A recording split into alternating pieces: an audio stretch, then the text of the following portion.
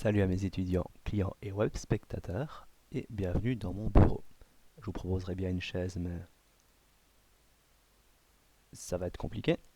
Alors, si vous utilisez l'approche PBR, c'est-à-dire Physically Based Rendering, ou des rendus liés à la fonction dont forme la physique, c'est-à-dire avec une valeur de métallique, une valeur de quel objet, à quel point votre objet est mat, par exemple, et puis une couleur, en créant une scène dans Unreal, vous obtiendrez peut-être cet effet.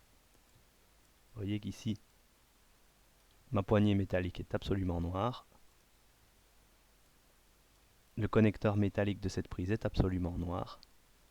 Et si je me promène, je peux voir que j'ai le même problème partout dans la scène. Vous avez peut-être rencontré ce problème avec d'autres objets métalliques.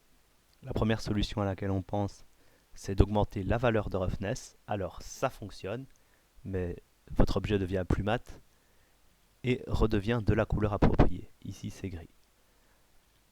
Le problème que ça cache, c'est qu'en fait votre objet a une valeur basse de roughness, donc brillant, attend une map de réflexion, ce qu'on ne vous dit pas.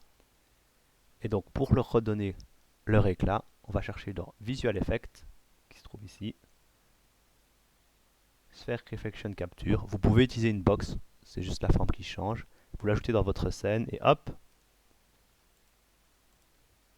votre métal a retrouvé sa couleur et ses réflexions. Alors,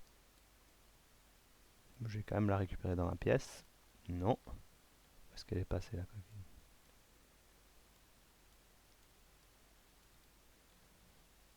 Voilà. Plus elle est proche de l'objet réflectif, plus elle est efficace. Vous pouvez en mettre plusieurs. Il y a moyen de changer sa résolution dans les paramètres. Et c'est comme ça que vous résolvez votre problème de vos métaux trop brillants qui deviennent automatiquement noirs.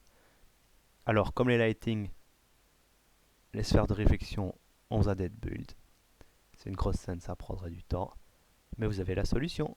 Bon travail à vous.